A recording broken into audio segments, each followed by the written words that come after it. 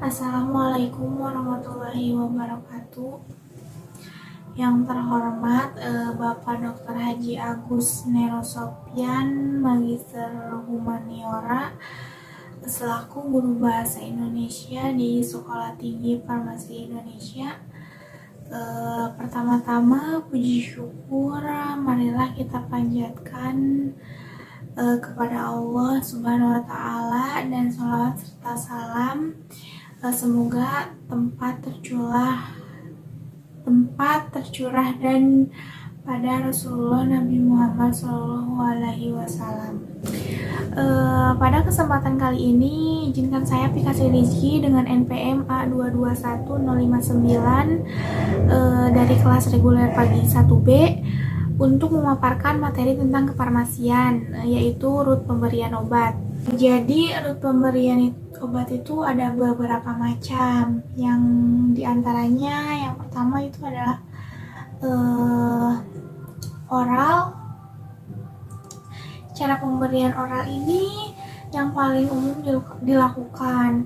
Oral adalah cara pemberian obat melalui mulut dengan tujuan mencegah, mengobati, mengurangi rasa sakit sesuai dengan efek terapi dan dari jenis obat.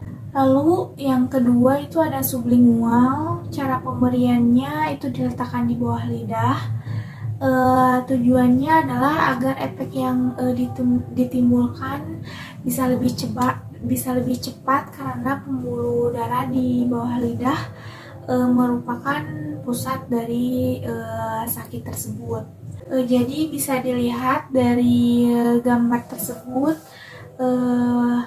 cara melakukan sublingual yaitu di bawah lidah. Lalu ada yang ketiga yaitu bukal. Cara pemberian bukal ini yaitu di antara pipi dan gusi. Tujuannya untuk apa ya? Jadi tujuannya itu untuk mempercepat kerja efek obat buat pasien untuk kesulitan menelan. Jadi buat pasien yang kesulitan menelan bisa pemberiannya bisa di antara pipi dan gusi. Lalu ada yang keempat yaitu parenteral. Parenteral itu cara pemberiannya obat itu tanpa melalui mulut, tetapi tanpa juga melalui saluran pencernaan, tetapi langsung ke pembuluh darah. Itu bisa dilihat dari gambar tersebut ya. Bisa diinjeksi gitu, kayak disuntik, seperti disuntik pada umumnya gitu, kayak injeksi buat ke pembuluh darah. Kemudian yang kelima itu ada intracutan.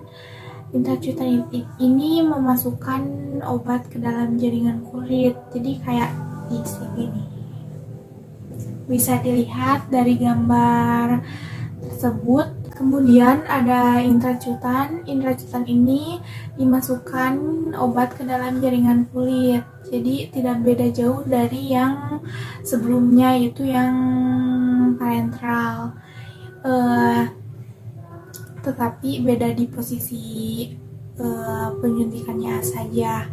Tujuannya ini untuk apa sih? Jadi tujuan intracutan ini untuk tes alergi atau uji sensitivitas obat, misalnya terhadap antibiotik. Selanjutnya ada yang keenam, ada subkutan. Subkutan ini pemberian obatnya melalui suntikan ke area bawah kulit. Bisa dilihat juga contoh gambarnya seperti ini. Subkutan ini tujuannya untuk mengirimkan cairan ke jaringan antara kulit dan otot. Yang ketujuh ada intramuskular atau intramuskuler, memasukkan obatnya itu ke dalam jaringan otot. Tujuannya itu untuk pemberian obat bisa dengan diabsorpsi lebih cepat dibandingkan dengan subkutan yang tadi. Lalu ada yang ke-8 ini ada intravena.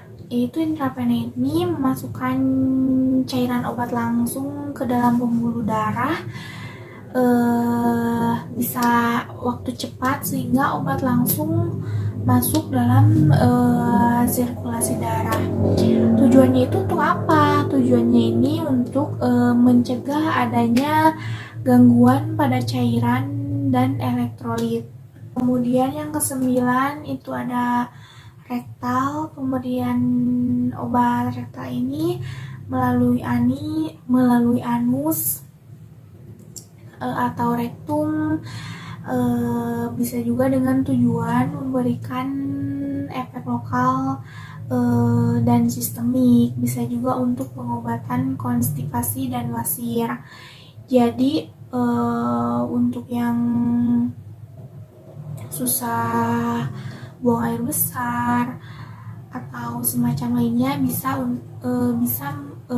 melalui pemberian obat rektal ini karena bisa bekerja dengan cepat juga. Kemudian yang ke-10 ini ada intravaginal. Intravaginal ini memasukkan obat melalui vagina yang bertujuan untuk mendapatkan efek terapi obat dan mengobati saluran vagina atau serviks. Jadi bisa dilihat contoh obatnya seperti ini. Contoh gambaran obatnya bisa dilihat seperti itu. Dan yang terakhir ini ada topikal. Cara pemberian topikal ini sering digunakan banyak orang. Pemberian topikal ini sering dilakukan banyak orang masyarakat umum. Cara pemberiannya ini bersifat lokal, misalnya kayak tetes mata, salep, tetes telinga, dan lain-lain. Jadi tujuannya itu untuk mengobati dengan cepat, menghilangkan rasa nyeri, dan mengobati penyakit, dan bisa mencegah penyakit juga. Jadi untuk cara pemberian topika ini sering digunakan banyak orang karena yang pertama itu mudah, yang kedua tidak perih atau seperti macam injeksi yang tadi disuntik ke pembuluh darah. Jadi ini topikal sama oral itu yang tadi yang pertama itu sering digunakan masyarakat umum karena itu jadi pemberian topika ini kenapa sih banyak digunakan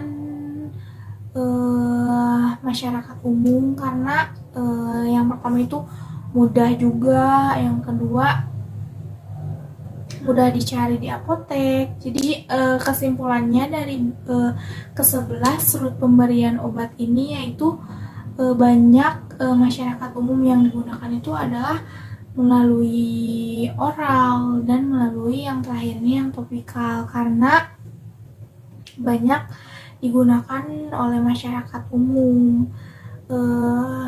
karena yang pertama itu mudah, yang kedua itu mudah dicari juga di apotek atau di klinik atau di toko obat lainnya.